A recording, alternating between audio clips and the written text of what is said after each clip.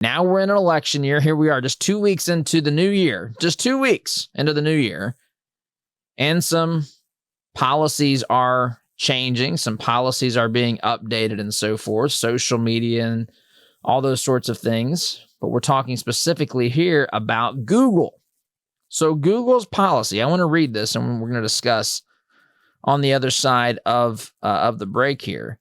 But I want to read this. It's pretty short. It's called the Update to Inappropriate Content Policy. This is what it says. In February 2024, that is, of course, next month, Google will update the Inappropriate Content Policy to clarify the definition of sensitive events. Sounds rather interesting. Let's continue. A sensitive event, air quotes there by, Seinfeld air quotes, is an unforeseen event or development that creates significant risk to Google's ability to provide high quality, relevant information and ground truth, which that just seems like a weird phrase to me. When one of my first jobs, I'll tell you why.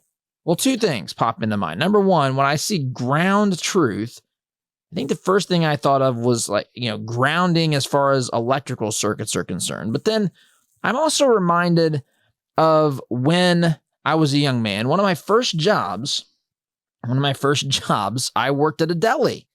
I had my license, so I think I was 16.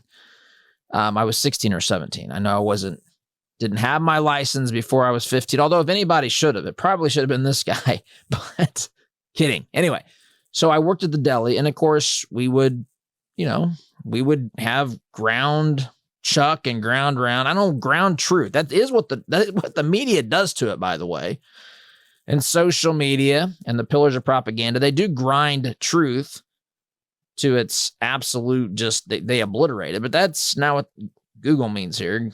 But it says ground truth. Anyway, and reduce insensitive or exploitative content in prominent and monetized features. During a sensitive event, we may take a variety of actions to address those risks.